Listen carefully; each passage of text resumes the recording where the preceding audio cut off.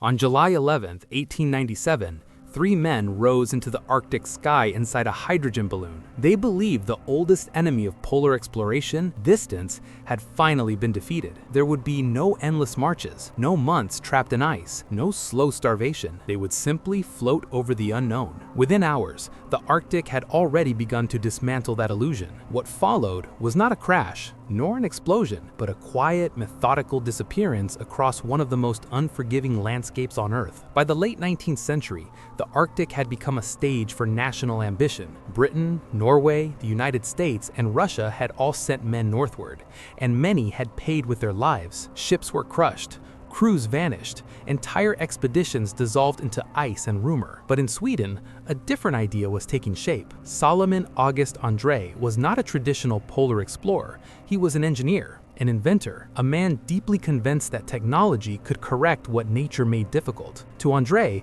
the Arctic was not unconquerable. It was simply inefficient. Why march for months across shifting ice, he asked, when the air above it was open and free? His solution was radical: a hydrogen balloon capable of carrying men, supplies, cameras, scientific instruments, and drifting with the wind directly over the polar ice. No sledges, no dogs, no return journey on foot, just flight. The idea captured the imagination of the public immediately.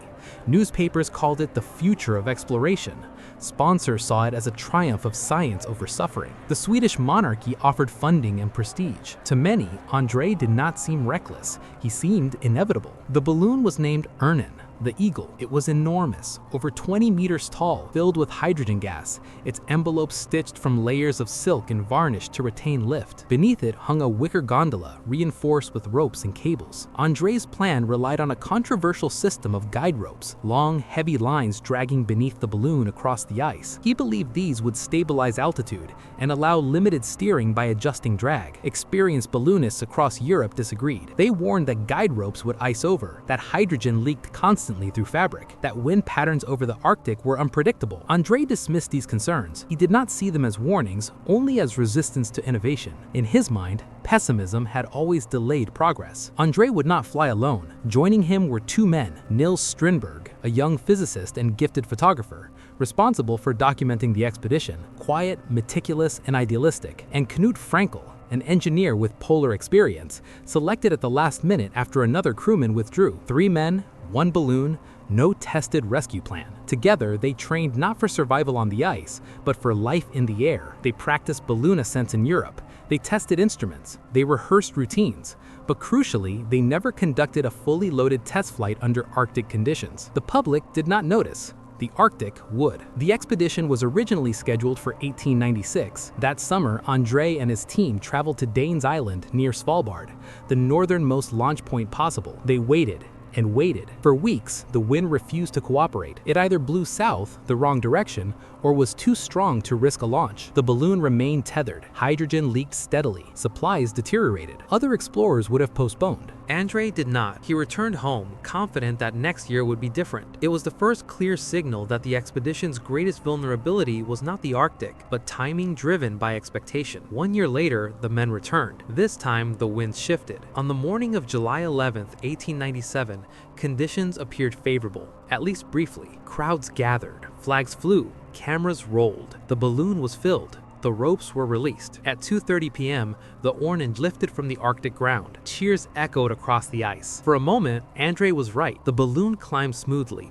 The men waved. The Arctic shrank beneath them. They were airborne. They were free. Within minutes, problems emerged. The guide ropes, Andrée's key innovation, began to drag unevenly. Some snapped free, others iced over. Hydrogen leaked faster than expected. To compensate, ballast was thrown overboard. Sandbags, equipment, precious margin. The balloon descended closer to the ice, then rose again, then descended. Steering proved impossible. The Örnen was not flying, it was drifting. Within hours of launch, the balloon was already losing altitude at a dangerous rate. Andrée recorded in his logbook that the craft was behaving irregularly. It was a careful phrase. In reality, control had already been lost. For 2 days, the balloon remained airborne, drifting eastward, not north. Below them stretched an endless mosaic of ice flows, open leads, and pressure ridges. The men dropped messages in metal cylinders, hoping someone someone might find them. Few ever would. By the third day, the balloon was dangerously low. Guide ropes dragged constantly. The envelope sagged. Hydrogen loss was no longer theoretical. On July 14th, after just 65 hours in the air, the balloon descended uncontrollably. The Örnen struck the ice. There was no crash, no explosion, just an abrupt, final landing, deep in the Arctic pack, hundreds of kilometers from any settlement. The flight was over. The real expedition had just begun. Andrée, Strindberg, and Frænkel now stood on the ice with heavy clothing designed for balloon travel, sledges never meant for long-distance hauling, supplies optimized for flight, not months of marching. They were alive, but their entire strategy had evaporated with the hydrogen. They salvaged what they could. The envelope of the balloon was cut away. Instruments were packed. Cameras secured. They made a decision that would define everything that followed. They would walk south toward land. What they did not yet understand was that Arctic ice does not behave like land at all. It moves, it fractures, it resists progress. Every step forward could be undone overnight. Progress was brutal. Each sledge weighed over 200 kilograms. The ice was uneven, broken into ridges that forced constant detours. Open water leads appeared without warning. They advanced a few kilometers only to wake and discover the ice had drifted them backward while they slept. They still believed the worst was behind them. They were wrong. As days turned into weeks, the truth became unavoidable. They were not crossing the Arctic. The Arctic was rearranging itself beneath them. Their pace slowed. Food supplies dwindled. The cold deepened, and the silence, the absolute absence of human presence, became oppressive. Strindberg continued photographing, documenting a journey that no one was there to witness. Andrée continued writing, recording decisions already rendered meaningless. By the end of the summer, the Arctic night approached, and with it, the long, slow realization that technology had not conquered the ice, it had merely delivered them deeper into it. When the balloon finally settled onto the ice on July 14, 1897, Andrée, Strindberg, and Frænkel immediately began securing what remained of their expedition. The envelope of the balloon was partially intact, spread across the ice like a collapsed sail. Ropes were tangled, soaked, and already stiffening from the cold. The gondola had survived the landing, though several fittings were damaged. Their first task was inventory. They carried approximately 3 months of food, pemmican, dried meat, biscuits, chocolate, and alcohol for cooking. There were rifles, ammunition, a small tent, cooking equipment, scientific instruments, notebooks, maps, a sextant, chronometers, and Strindberg's photographic gear. The sledges, originally intended only for emergency use, were heavy, rigid, and poorly suited to pressure ridges. They marked their landing site and attempted to calculate their position using limited astronomical observations. Cloud cover interfered, but estimates placed them far north of Svalbard, deep within the drifting pack ice. Within hours, the men accepted that returning to the launch site was impossible. Their only option was to head south toward known land. The initial plan was to travel toward Franz Joseph Land, where previous expeditions had established depots and huts. However, ice drift complicated this choice. Daily measurements showed that while the men marched south during the day, the ice carried them west or north at night. Progress toward Franz Joseph Land was inconsistent and often reversed. After several days of exhausting effort, Andrée recalculated their position and changed course towards Svalbard, believing it offered a more direct route. This decision was made based on limited data and optimism regarding ice conditions closer to known routes. The change of direction required repacking sledges and adjusting travel routines. Each day followed a strict structure. They woke early, often stiff and wet from condensation freezing inside their clothing. Boots were frozen solid and required heating before they could be worn. Breakfast was minimal to conserve fuel. They then harnessed themselves to the sledges, each man pulling in rotation, and advanced across the ice in short segments. The terrain varied constantly. Flat ice would abruptly rise into jagged pressure ridges several meters high. Open leads of frigid seawater forced detours or dangerous crossings using improvised bridges of ice blocks. Falls were frequent. Each fall risked injury, soaked clothing, and exposure. Progress averaged between 1 and 3 kilometers per day. Repeated observations revealed a critical problem. Despite continuous effort, their net movement was often negligible. The ice itself was drifting under the influence of currents and wind. Some mornings they awoke to discover they had lost ground overnight. This created a cycle of physical exhaustion without measurable advancement. Frænkel noted in his journal that the ice, quote, worked against them invisibly. Attempts to camp on thicker floes offered little improvement. The men adjusted by extending travel hours, reducing rest, and consuming more calories, accelerating depletion of supplies. As days passed, equipment deteriorated. Leather straps cracked, metal fittings froze and snapped. The sledges suffered structural damage from repeated impacts with ice ridges.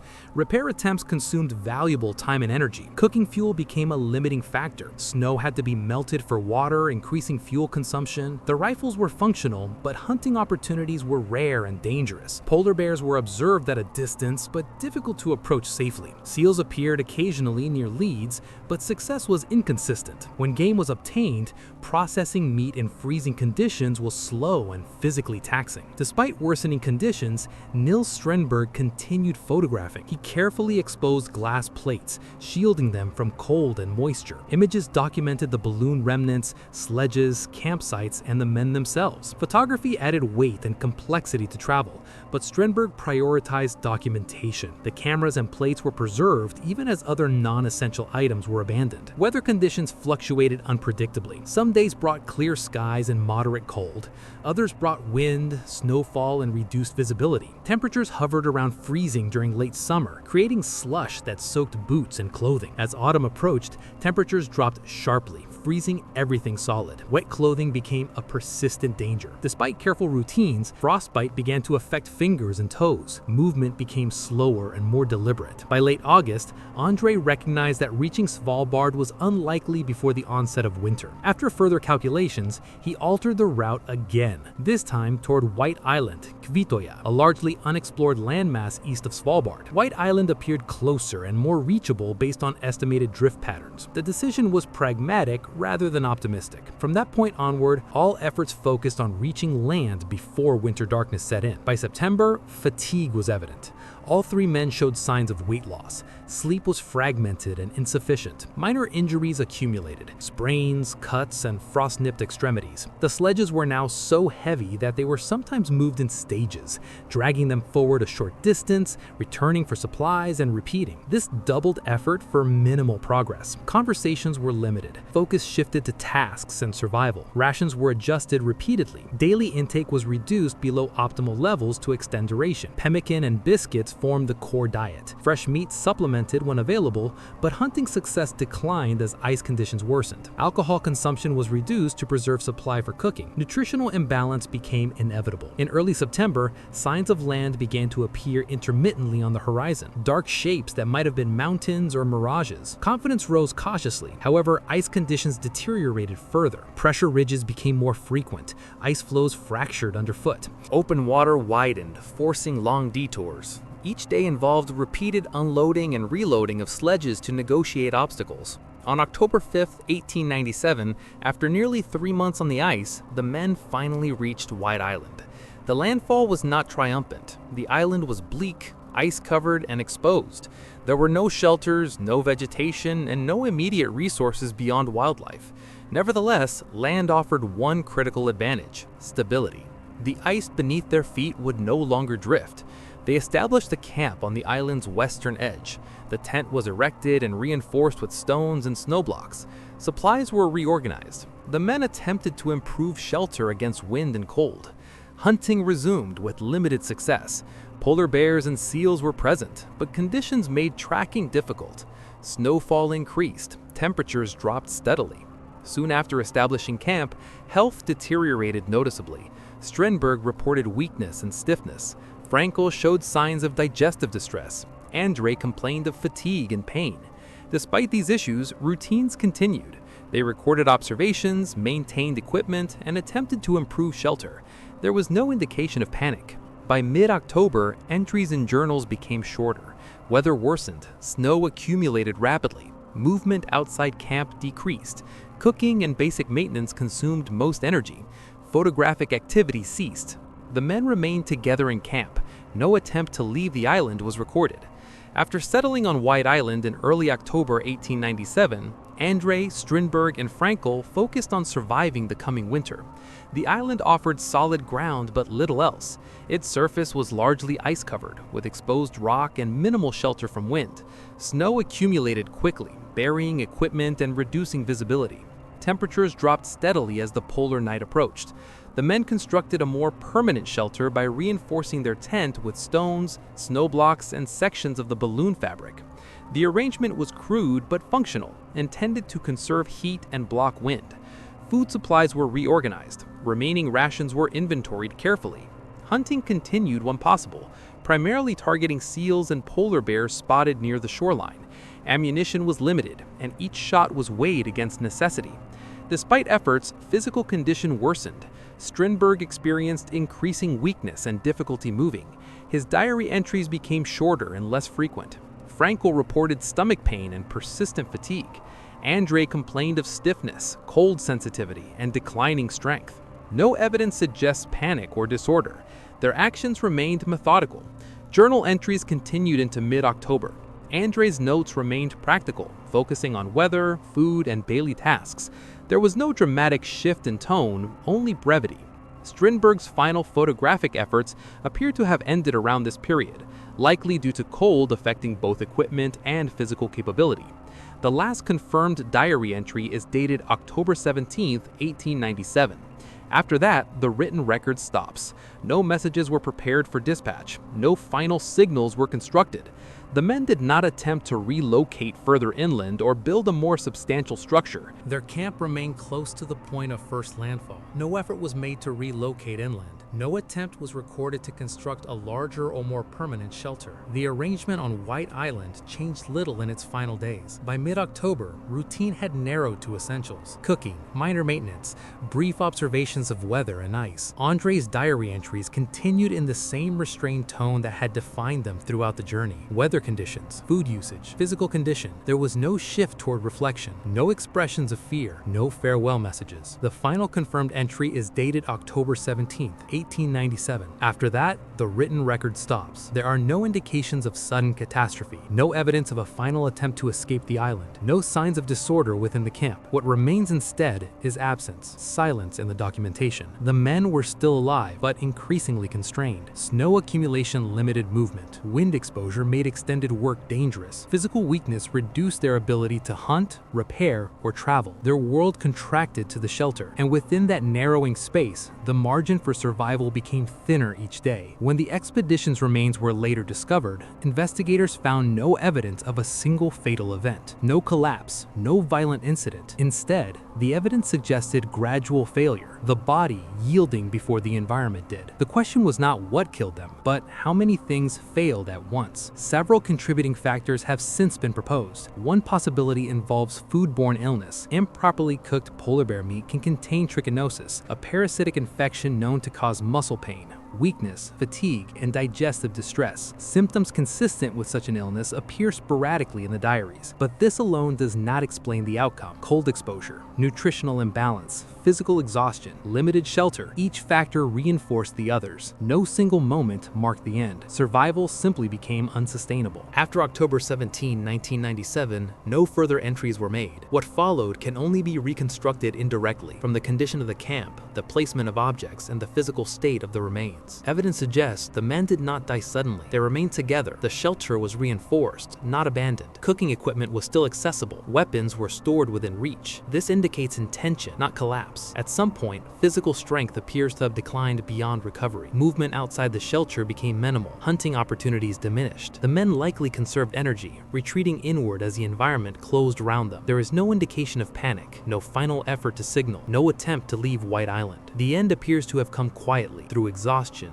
illness, and cold acting together. Survival did not fail catastrophically. It simply ran out. Silence. Winter sealed the island. Snow accumulated, ice encased the shelter. The expedition passed out of human awareness. For more than 30 decades, no one knew what had become of them. In August 1930, a Norwegian expedition landed on White Island. There, they discovered remains, preserved by ice and isolation, a collapsed shelter, personal equipment, diaries, and photographic negatives still intact after 33 years. The bodies of Salomon August, Knut Frænkel, and Nils Strindberg were found nearby. Their final camp lay only meters from where they had first reached land. The Arctic had not scattered them, it had kept them. What remained? The recovered photographs revealed the expedition not as it was imagined, bold, triumphant, advancing, but as it truly unfolded, slow, methodical, vulnerable. They documented themselves until documentation was no longer possible, not as heroes, but as men confronting limits. The Andrée balloon expedition was conceived as a technological conquest of the Arctic. It ended as a study in endurance and restraint. There was no final declaration, no dramatic last stand, only careful notes, and then silence. On White Island, progress did not fail loudly. It faded until nothing more could be done. Some expeditions disappear in storms, others vanish in ice. This one ended in stillness. If this story stayed with you, consider subscribing. More lost expeditions remain, still waiting to be told.